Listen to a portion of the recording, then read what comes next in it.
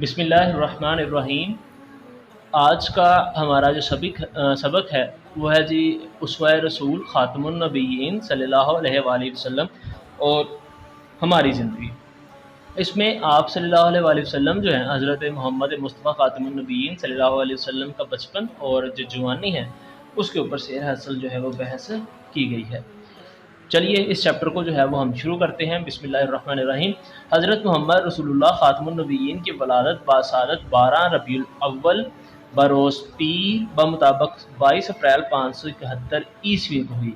ये हमारे पास पहली लाइन के अंदर सवाल भी है, MCQs भी है कि आप सल्लल्लाहु अलैहि वसल्लम की तारीख़ पैदाइश क्या है, या आप सल्लम की पैदाइश जो है वो कब हुई। तो 12 रबीउल अव्वल दिन कौन सा था? पीर का। और ईस्वी कैलेंडर के मुताबिक क्या तारीख थी? 22 अप्रैल 571 ईस्वी। आप ख़ातमुन नबिय्यीन सल्लल्लाहु अलैहि वसल्लम सल्लम के वालिद माजिद हज़रत अब्दुल्ला आप सल्लम की पैदाइश से तकरीबन 2 माह पहले इंतकाल फरमा चुके थे। आप सल्लल्लाहु अलैहि वसल्लम के वालिद का नाम क्या था? हज़रत अब्दुल्ला। और आपकी वफ़ात से आपकी पैदाइश से कितने माह पहले वो इंतकाल फरमा चुके थे? 2 माह पहले। आपकी वालदा माइदा हज़रत सैयदा आमना आप ख़ातमुन नबिय्यीन सल्लल्लाहु अलैहि वसल्लम की पैदाइश के 6 साल बाद वसाल फरमा गई। आप सल्लम की वालदा माइदा का नाम क्या था? सैयदा आमना। आपकी कितनी उम्र थी जब आपकी वालदा की वफ़ात हुई? 6 साल।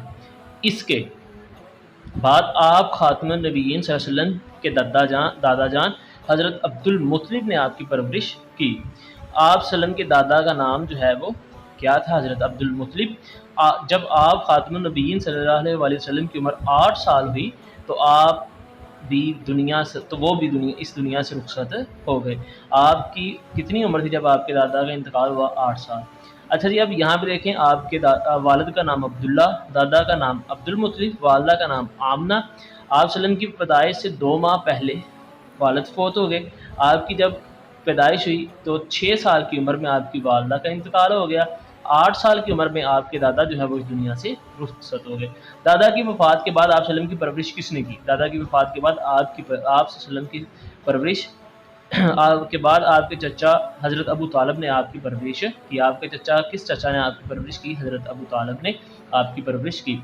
अहले अरब के रवाज के मुताबिक देहात में परवरिश के लिए आप ख़ातमुन नबिय्यीन सल्लल्लाहु अलैहि वसल्लम को कबीला बनु साद की एक नेक खातून हलीमा सादिया के अपने साथ ले गई। 4 साल तक आप ख़ातमुन नबिय्यीन सल्लल्लाहु अलैहि वसल्लम वहीं रहे। आप सल्लम की जो परवरिश थी वो किसने की?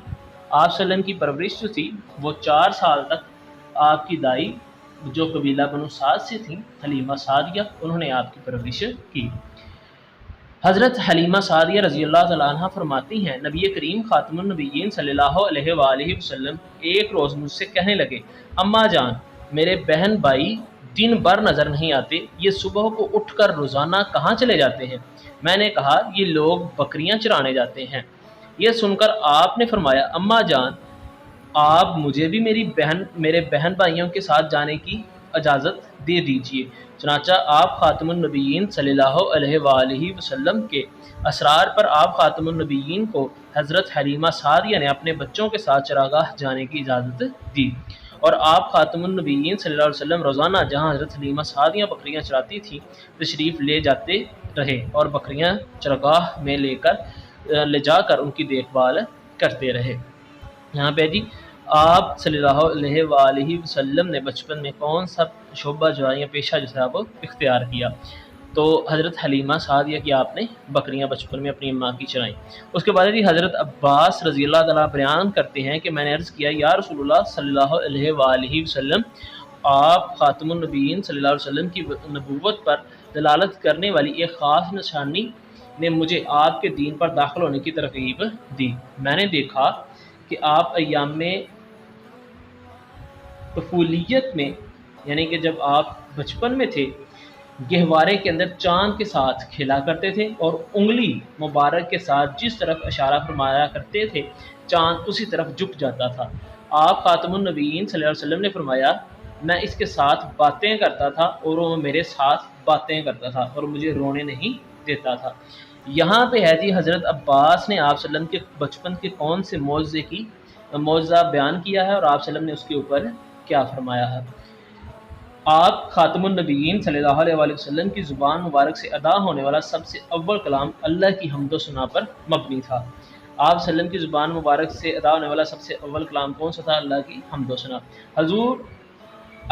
جب حضور اقدس خاتم النبیین صلی اللہ علیہ وآلہ وسلم حضرت حلیمہ کے گھر سے مکہ مکرمہ واپس گئے اور اپنی والدہ محترمہ کے پاس رہنے لگے تو حضرت ام ایمن آپ رضی اللہ تعالی عنہ آپ خاتم النبیین صلی اللہ علیہ وسلم کی خاطرداری اور خدمت گزاری میں دن رات جی جان سے مصروف رہنے لگی۔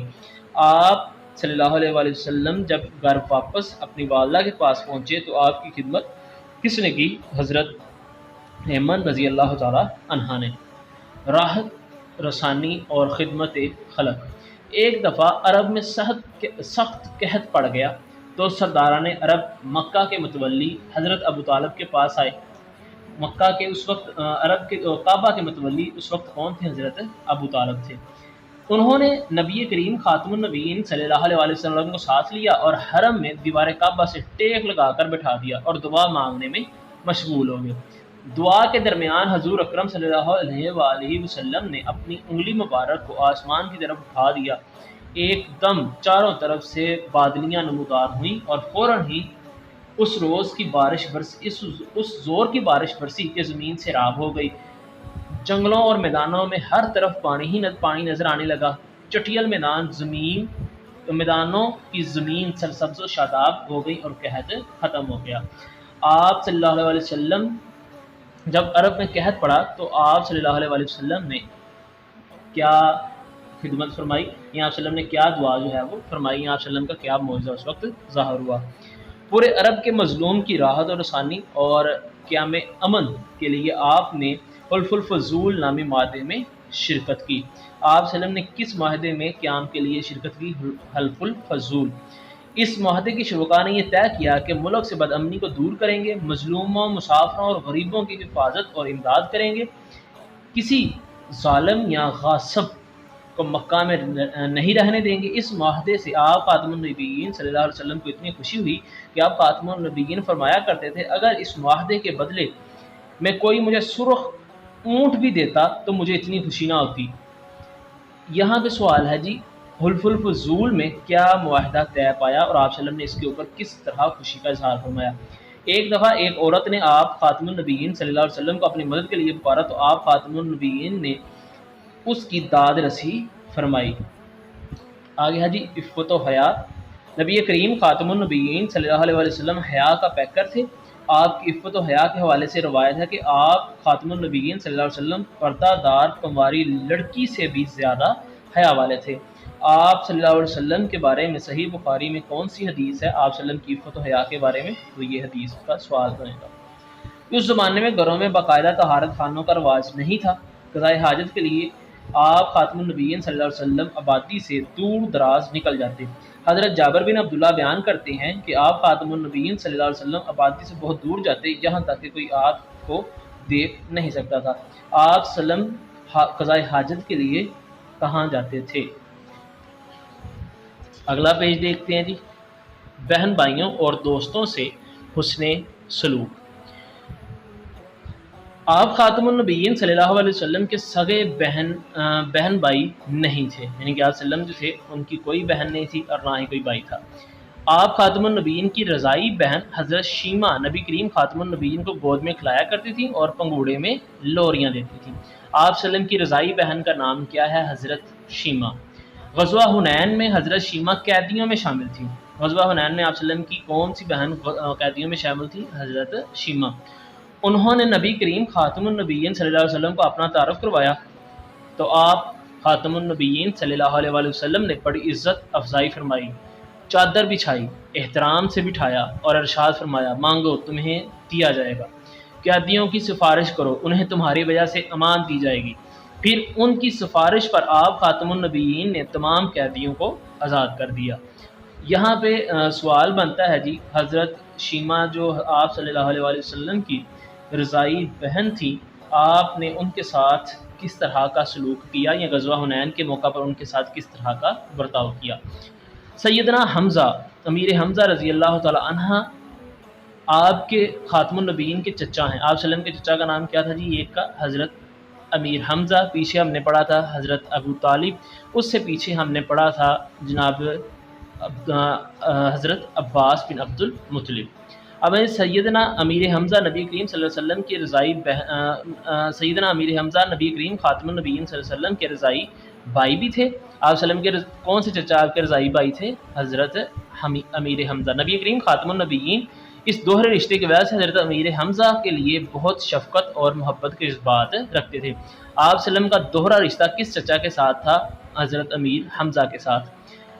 غزوہ احد میں ان کی شہادت پر آپ خاتم النبیین بہت غمگین ہوئے اور بعد ازاں کثرت سے ان کی قبر پر جایا کرتے تھے۔ حضرت امیر حمزہ کس جنگ میں شہید ہوئے؟ غزوہ بدر میں۔ اعلان نبوت سے پہلے آپ خاتم النبیین کے دوستوں میں حضرت ابوبکر، حضرت حکیم بن حزام، حضرت سماد بن ثعلبہ سر فہرست ہیں۔ یہ تمام احباب نہایت ہی بلند اخلاق اور باوقار لوگ تھے۔ آپ کے اپنے دوستوں سے تجارتی تعلقات بھی تھے۔ حضرت قیس بن صائب مخزومی رضی اللہ تعالیٰ عنہ تجارت میں آپ خاتم النبیین کے ساتھ شریک رہے۔ وہ خود بیان کرتے ہیں کہ نبی کریم خاتم النبیین صلی اللہ علیہ وسلم کا معاملہ اپنے تجارتی شرکاء کے ساتھ ہمیشہ نہایت ہی صاف ستھرا رہتا تھا۔ آپ وسلم کے اعلان نبوت سے پہلے کون سے دوست تھے؟ تو یہ ان کے نام آگئے۔ اب جی آگے اسی پہ سوال بن سکتا ہے کہ آپ کے دوست کون سے تھے اور وہ کس طرح کی خوبیوں کے مالک تھے۔ اس کے بعد جی آپ وسلم کے اپنے دوستوں کے ساتھ کس طرح کے تعلقات تھے، یہ بھی سوال جو ہے وہ بن جاتا ہے اس کا۔ شجاعت و بہادری اور حسن معاملات۔ نبی کریم خاتم النبیین صلی اللہ علیہ وآلہ وسلم کی مبارک زندگی شجاعت و بہادری اور حسن معاملہ کا پیکر تھی۔ آپ خاتم النبیین صلی اللہ علیہ وآلہ وسلم کے اوصاف جمیلہ کے اولین گواہ صحابہ کرام ہیں کہ آپ وسلم کے اوصاف جمیلہ جو ہیں ان کے گواہ سب سے پہلے کون سے ہیں جی؟ صحابہ کرام۔ غزوہ حنین میں جب اسلامی لشکر دشمنوں کے نرغے میں آ گئے، یعنی کہ ان کے حملے کے اندر آ گیا، تو اس وقت بھی نبی کریم خاتم النبیین پر بھی پریشان نہیں ہوئے۔ آپ خاتم النبیین صلی اللہ علیہ وسلم پر گھبراہٹ کے بالکل آثار نہ تھے۔ آپ خاتم النبیین صلی اللہ علیہ وسلم پوری استقامت کے ساتھ دشمن کے مقابلے میں کھڑے یہ فرما رہے تھے، میں نبی برحق ہوں، اس میں کوئی جھوٹ نہیں، میں عبد المطلب جیسے سردار کا بیٹا ہوں۔ کہ آپ صلی اللہ علیہ وسلم نے غزوہ حنین کے موقع پر کس طرح شجاعت اور بہادری کا سامنا جو ہے وہ فرمایا، اور اس کے موقع پر آپ صلی اللہ علیہ وسلم جب کھڑے رہے تو آپ صلی اللہ علیہ وسلم کیا فرما رہے تھے، یہ پچھلے سبق غزوہ حنین کے اندر ہم نے جو ہے وہ پڑھا تھا۔ حضرت برا بن عازب بیان کرتے ہیں غزوہ حنین کے دن نبی کریم صلی اللہ علیہ وسلم سے زیادہ مضبوط کوئی نہیں دیکھا۔ آپ حضرت برا بن حازب نے آپ صلی اللہ علیہ وسلم کے بارے میں غزوہ حنین کے بارے میں آپ صلی اللہ علیہ وسلم کی استقامت کے بارے میں کیا فرمایا؟ نبی کریم خاتم النبیین صلی اللہ علیہ وسلم کے حسن معاملہ کا عالم یہ تھا کہ جب قریش مکہ حجر اسود کی تنصیب کے موقع پر دست و گریباں ہونے کے قریب تھے، تب آپ خاتم النبیین صلی اللہ علیہ وسلم نے حکمت عملی سے اتنے بڑے فتنے فساد کو تمام اہل مکہ کو بچا لیا۔ حجر اسود کو ایک چادر میں رکھ کر ہر قبیلے کے معتبر افراد کو چادر پکڑا کر کہا کہ جب تمام افراد نے چادر پکڑی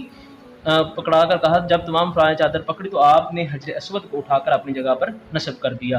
یہاں پہ سوال ہے جی آپ حجر اسود کی تنصیب پر آپ صلی اللہ علیہ وسلم نے کس طرح اہل مکہ کو، قریش مکہ کو جھگڑے سے بچا لیا؟